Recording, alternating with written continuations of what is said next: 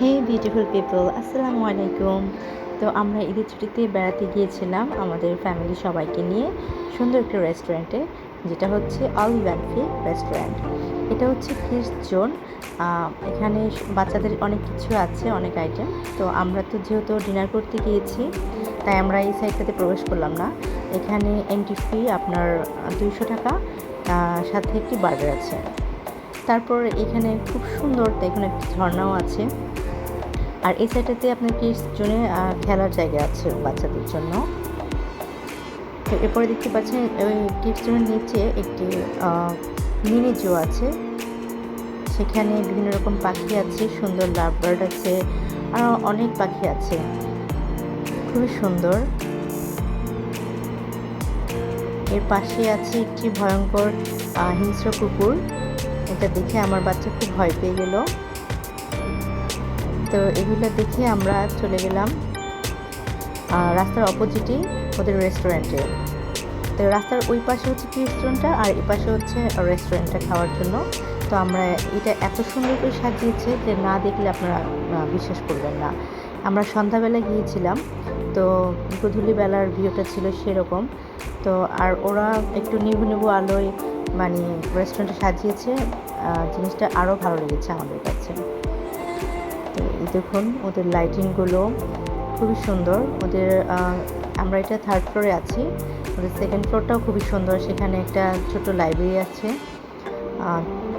এখানে আমরা 3rd ফ্লোরে চলে এলাম। দুটোতেই আপনার এসি সিস্টেম আছে। এরপর আমরা বাইরের সাইডটা দেখলাম, এখানে দুটো দোলনা আছে, খুবই সুন্দর। পাশ দিয়ে একটি খাল চলে গিয়েছে। সেই খালটার মানে পানিগুলো এত সুন্দর, আর বাতাস ছিল, মানে গরমে আসলেই স্বস্তিদায়ক।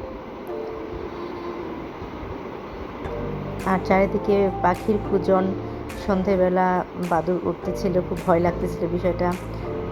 মানে গ্রামের একটা ফিল যেটা বলে, সম্পূর্ণটা এখান থেকে পাওয়া যাবে।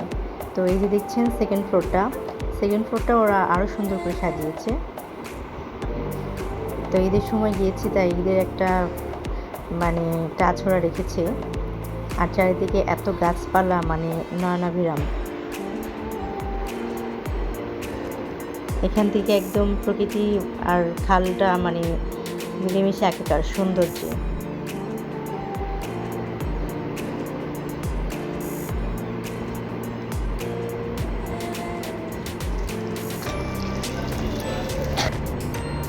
এখানে বিভিন্ন রকম লাইট দিয়ে ওরা সাজিয়েছে, ফুল গাছ দিয়ে সাজিয়েছে, মানে খুবই সুন্দর লাগছে।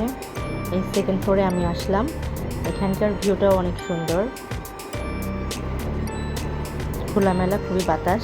এরপর আমরা খাবার অর্ডার করলাম, তো আমাদের ফুল ফ্যামিলির জন্য। খাবারটা খুবই টেস্টি ছিল, প্রাইসটা লিটল বিট একটু বেশি, বাট খাবারটার মান ভালো ছিল। তো আপনাদের সুবিধার্থে আমি রিসিপ্টটা শেয়ার করলাম, যাতে প্রাইসটা আপনারা বুঝতে পারেন। এই ছিল আজকের মতো, ধন্যবাদ সবাইকে।